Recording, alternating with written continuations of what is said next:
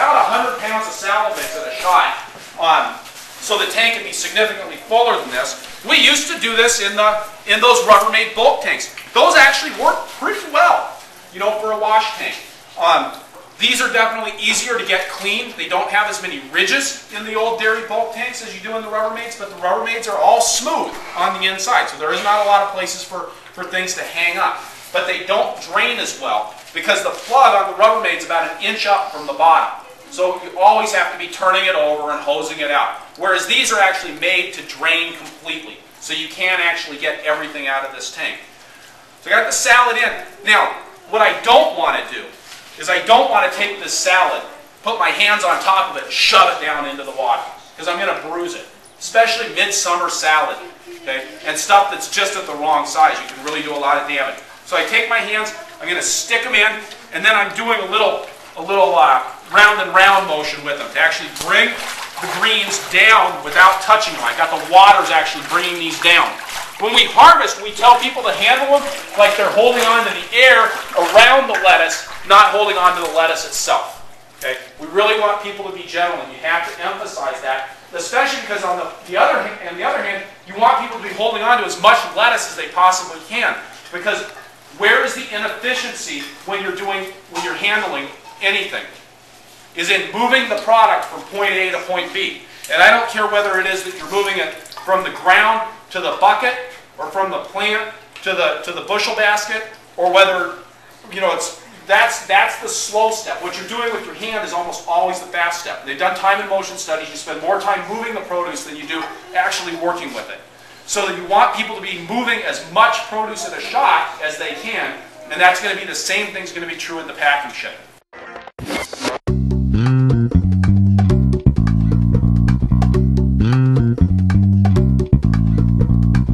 Spend some time in here picking out the junk.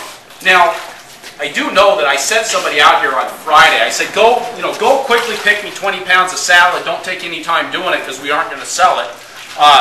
And just, you know, do it in a hurry. And so I'm seeing that there are leaves in here. This was picked on Friday, but there are things that are wrinkled. You know, if it's got a fold in it, it's going to start breaking down at that fold. Okay, I've got some weeds. We have. Is anybody else having a really bad purslane year?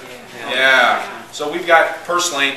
So I just want to sort through the tank, and this is really a step where you just kind of have to slow down and just kind of go through it. And I'll gently swish stuff around, trying to keep my eyes in one place. Now, Elliot Coleman, he grows all of his different varieties of salads separately, and we do the same thing in the wintertime. We've gone to using a seed blend in the summer, but he'll wash each variety individually and then put it in a dump tank.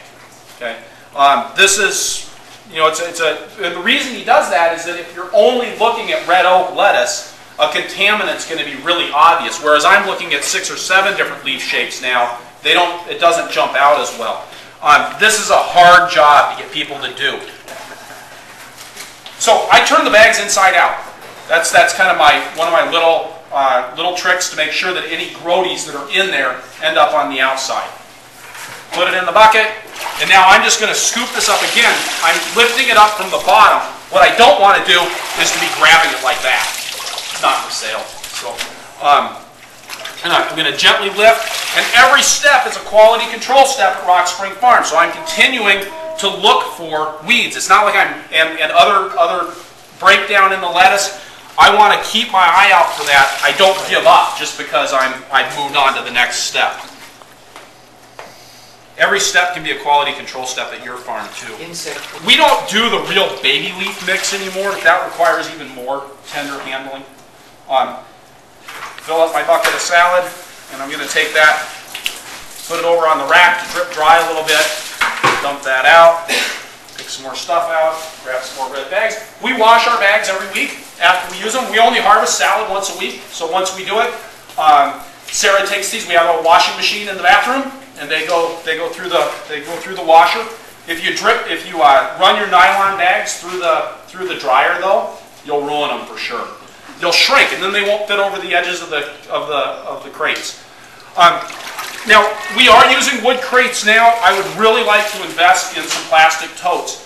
The 1 bushel crates they're okay, but really something a little bit larger would be better for most of the greens that we're working with.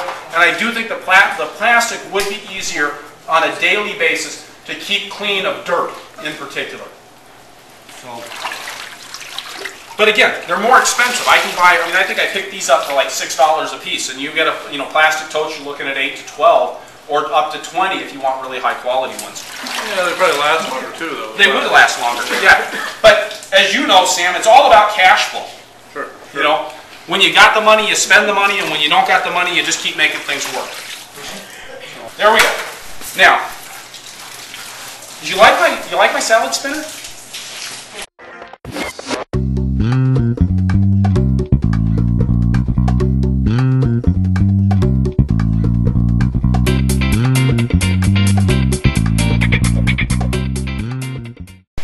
See the hole in the bottom? I don't want food going on the hole in the bottom.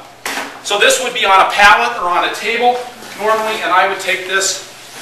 Jerry, I said it would normally be on a pallet or a table. You shouldn't be taking a picture of me when I say it's not normally like this. Photoshop. Okay. So you don't use any kind of liner then? I don't use a liner in these. Because what I'm going to do now is this, I'm going to put this in the cooler. Thank you. There we go. We're keeping stuff off the floor. Basic, fundamental.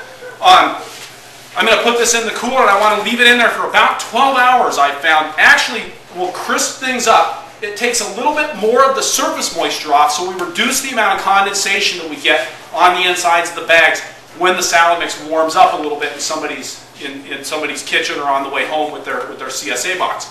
And then when we do it bulk, that actually does get a liner. Okay, so I buy these liners from Rockford Packaging Supply. Okay. And they are food grade. They are food grade. That Rockford Packaging Supply specializes in products for the apple industry. But these liners fit in that bushel crate. So if I'm going to store something in the cooler for longer than 24 hours, it's going to get a liner inside the crate. But if I'm washing Swiss chard, so say I'm washing Swiss chard on Wednesday that I'm going to pack into CSA boxes on Thursday, I'm not going to line those crates. But if I'm washing it on Tuesday and I'm going to pack it on Thursday, it gets a liner. Now, on the other hand, if it's going in these wax boxes, this is actually providing a pretty good moisture barrier. The number of places for moisture to escape from this is relatively small. For the salad mix, right, that leaf that's sticking out there, if you were to leave that in there for 24 hours, that's going to wilt. Okay? But in 12 hours, it won't.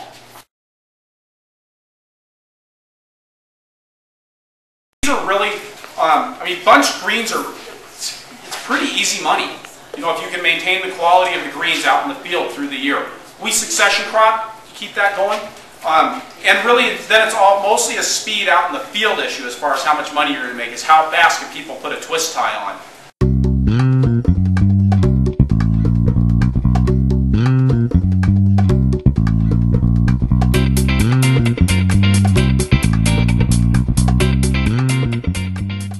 And then in here, the real trick, so we're going to dunk them in the water again. I want to get any visible dirt off of these.